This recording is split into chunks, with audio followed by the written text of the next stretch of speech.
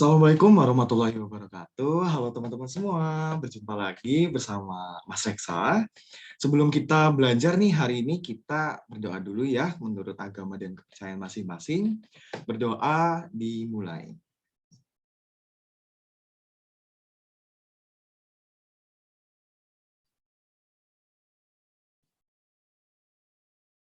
Berdoa selesai.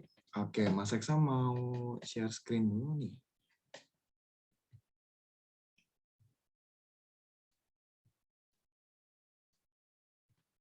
Oke, bahasa Indonesia ternyata udah sampai pertemuan 3 aja nih ya teman-teman. Kita hari ini mau belajar tentang teks non-fiksi. Teman-teman pasti pernah dengar nih kata di sini ya, kata fiksi. Fiksi itu atau fiktif atau imajinasi. Nah, tapi di sini ada kata imbuhan non. Non itu berarti tidak imajinasi. Berarti berkebalikan dari tidak berimajinasi apa? Yaitu nyata atau aktual gitu ya. Kita selanjutnya ada pengertiannya nih, teks non fiksi itu apa? Oke, kita mau bahas pengertian teks non-fiksi. Teks non-fiksi adalah teks yang dibuat berdasarkan fakta atau hal-hal yang terjadi dalam kehidupan sehari-hari. Nah, di sini teman-teman perlu cermati nih. Dari pengertiannya, di sini ada kata yang penting.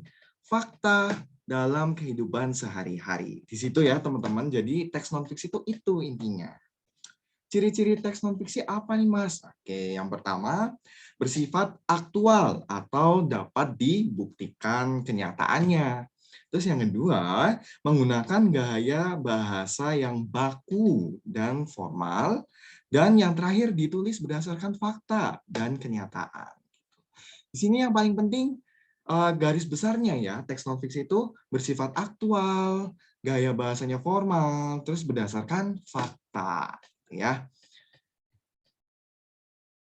macam teks non-fiksi apa aja nih Mas Reksa? Oke, yang pertama ada biografi. Oke, teman-teman pasti pernah dengar nih kata biografi, tapi sebenarnya pasti teman-teman bertanya-tanya biografi itu apa gitu. Oke, biografi itu teks yang berisi cerita kehidupan seorang tokoh yang terkenal nih. Misalnya pahlawan Indonesia salah satunya Raden Ajeng Kartini. Nah, itu salah satu teks biografi nih gitu. Yang kedua, ada karya ilmiah atau biasanya nih disebut sebagai artikel, teks yang dibuat berdasarkan data dan fakta, observasi atau pengamatan ya. Yang ketiga ada ensiklopedia atau kamus. Lalu yang keempat ada laporan atau teks berita. Lalu ada teks argumentasi. Nah, di sini tuh teks yang berisi opini atau pendapat penulisnya mengenai suatu hal. Lalu ada teks pidato, teman-teman pasti pernah nih ya nonton seseorang pidato atau pernah melihat teks pidato gitu ya, untuk sambutan atau hal-hal acara lain gitu ya. Lalu ada resensi buku. Nah, di sini pasti teman-teman masih asing nih sama resensi buku. Resensi buku ini intinya yaitu mengulas buku kelebihan dan kekurangannya gitu. Cara-caranya itu review gitu ya, review bukunya tuh tentang apa, terus kelebihannya apa, kekurangannya apa gitu ya. Lalu yang terakhir ada tulisan sejarah, yaitu teks yang berisi pengetahuan tentang sejarah. Oke, kita lanjut ke struktur cerita non-fiksi. Apa aja nih strukturnya? Ada 3, teman-teman. Yang pertama ada pendahuluan. Di sini pembuka teks berisi latar belakang mengapa teks tersebut itu ditulis gitu. Misalnya nih, teks biografi. Di sini nanti dijelasin nih alasan ditulisnya teks biografi untuk apa gitu. Lalu yang kedua ada rangkaian peristiwa. Nah, di sini berisi penjelasan masalah yang diangkat dalam teks dari awal hingga akhir. Lalu yang terakhir ada reorientasi. Nah, di sini penutup berisi kesimpulan dan pesan dari pembahasan teks yang sudah dibahas sebelumnya gitu. Nah, selanjutnya kita belajar bagaimana sih memahami teks non-fiksi. Tadi kan banyak nih macam-macamnya. Ada biografi, ensiklopedia, teks sejarah, teks laporan, dan sebagainya. Itu kan kalau non-fiksi itu kan dia bentuknya formal gitu. Nah, bagaimana cara memahami teks non-fiksi ini? Ada nih 3 cara untuk memahami teks non-fiksi sebagai berikut. Yang pertama, kita harus membaca keseluruhan isi teks. Ya, teman-teman kalau misalkan belum baca keseluruhan isi teks, teman-teman nanti belum bisa dapat nih sebenarnya isinya tuh apa gitu ya. Yang kedua, setelah teman-teman baca semuanya, ditulis hal-hal pentingnya. Terus yang ketiga, menuliskannya menjadi peta konsep.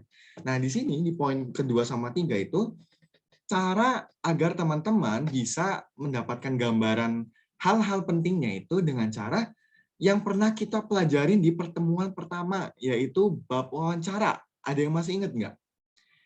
Apa coba? Betul, adik Simba. Teman-teman masih ingat kan ya? Adik Simba itu akronim dari A, apa, di mana, K, kapan, si, siapa, dan mengapa. Nah, di sini pertanyaan-pertanyaan ini tuh membantu teman-teman untuk bisa menemukan hal-hal penting dalam teks non-fiksi. Tuh ya, diingat-ingat nih, adik Simba ini sangat penting buat jadi pegangan teman-teman, nggak cuma di teks non-fiksi, tapi bisa di teks-teks lain gitu. Contohnya misal di teks fiksi gitu ya, atau drama yang pernah kita belajarin sebelumnya gitu ya, atau puisi dan lain sebagainya gitu ya. Adik Simba ini penting teman-teman. Oke, kita udah tahu nih cara mencari informasinya. Nah, tapi teman-teman juga harus tahu nih informasi yang disajikan dalam teks non-fiksi itu ada dua gitu. Yang pertama ada yang tersurat. Nah, tersurat di sini informasinya itu sudah ada di dalam teks gitu. Teman-teman tidak perlu bersusah payah untuk bisa mencari informasinya karena sudah tersedia gitu ya. Lalu yang kedua ada tersirat. Nah, di sini teman-teman perlu lebih cermat nih teman-teman dalam membaca teksnya karena informasinya itu tersembunyi atau tidak tertulis secara langsung di dalam teks gitu. Jadi teman-teman harus cermat nih, teliti gitu dalam mencari informasinya. Yang pastinya tetap dibantu juga dengan adik Simba tadi ya, apa, di mana, kapan, siapa, dan mengapa. Wah, materinya udah selesai ternyata nih teman-teman. Sekian dari Mas Reksa. Kalau misalkan teman-teman ada pertanyaan, bisa disampaikan pada saat diskusi di kelas nanti ketemu sama Mas Reksa ya.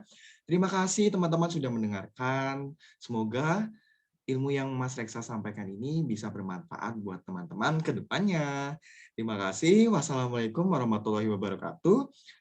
Sebelum kita tutup, kita berdoa dulu ya, agar ilmunya bermanfaat buat kita semua. Berdoa dimulai.